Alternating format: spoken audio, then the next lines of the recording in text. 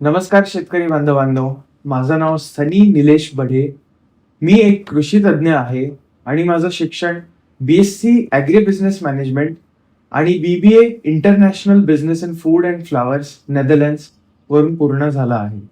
आजच्या व्हिडिओमध्ये आपण पाहणार आहोत की आखाती देशांमध्ये जी युद्ध परिस्थिती निर्माण झाली आहे त्याचा भारतीय केळी उत्पादकांवर काय परिणाम झाला आहे. युद्धजन्य स्थिती निर्माण झाल्यामुळे जेवढेही काही शिपमेंट्स आहेत आपल्या कंट्रीवरून जाणारे हे स्टॉप केल्या गेले आहेत, थांबवल्या गेले आहेत, ज्यामुळे व्यापाऱ्यांचं खूप मोठं नुकसान झालंय. याचा डिरेक्ट इफेक्ट शेतकऱ्यांवर झाला आहे. खूप सारे व्हिडिओ सर्क्युलेट होत आहेत ज्यामध्ये शेतकऱ्यांमध्ये एक भीती निर्माण झाली आहे की आपला माल कापला जाईल का किंवा आपल्याला पैसे मिळतील का आपल्या मालाचे. तर ह्या परिस्थितीमध्ये जे काही नुकसान आहे सर्वात मोठं हे व्यापाऱ्याचं आहे. कारण जेव्हा माल तुमचा कापला जातो आणि तो वजन काट्यापर्यंत पोहोचतो, त्याचं वजन झाल्यावर जेवढीही काही रिस्क आहे ती ट्रेडरची होऊन जाते, त्यात शेतकऱ्याची रिस्क टळून जाते. म्हणून कृपया घाबरू नये आणि अशा व्हिडिओजनी भीती निर्माण होऊ देऊ नये. महाराष्ट्राच्या केसमध्ये जर आपण निर्भागण केलं सोलापूर, जळगाव आणि विदर्भ, तर सोलापूर साईडमध्ये जास्त ह्याचा इम्पॅक्ट दिसतो. कारण सोलापूरचे जे व्यापारी आहे ते जास्ततः एक्सपोर्ट ओरिएंटेड आहे, एक्सपोर्टला माल पाठवतात आणि डोमेस्टिक मार्केट्सला कमी पाठवतात. पण जर परिस्थिती अशी आली तर सोलापूरवरनं सुद्धा डोमेस्टिक मार्केटला माल कापणी करून नेला जाऊ शकतो. तसेच जळगाव आणि विदर्भाचं जेवढं प्रोडक्शन आहे त्याचा मुख्य हिस्सा हा डोमेस्टिक मार्केटमध्ये, म्हणजे जिथं ते उगतं तिथूनच ते पूर्ण देशाभरात कन्झ्युम होऊन जातं. म्हणून एक्सपोर्टचा ह्या जिल्ह्यांवर जास्त परिणाम होणार नाही आहे.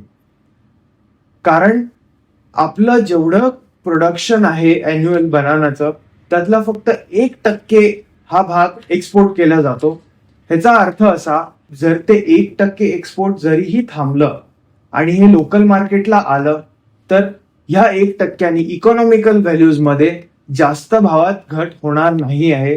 जास्तीत जास्त 100 ते 200 रुपये हा फरक पडेल.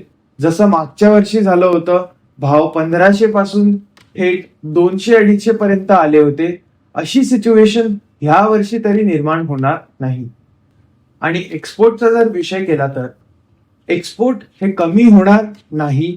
कारण मला वाटतं एक 15-20 दिवसाच्या वर हा युद्ध लांबणार नाही आहे.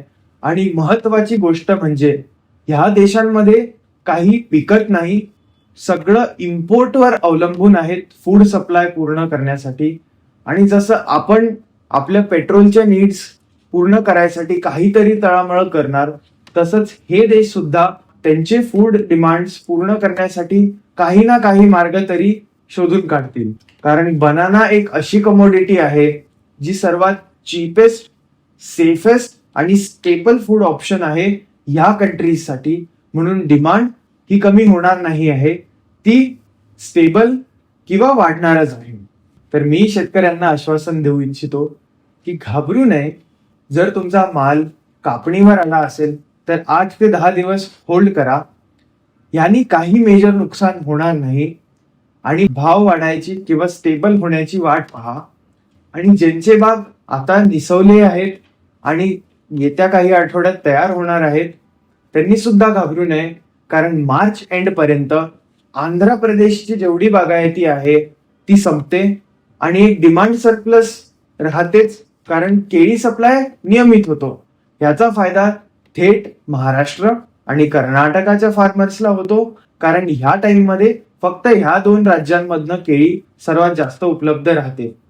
म्हणून मी परत तुम्हाला आश्वासन देऊ इच्छितो की भाव हे वाढणार नाही किंवा पडणार नाही, तर कमीत कमी स्टेबल तरी राहतील.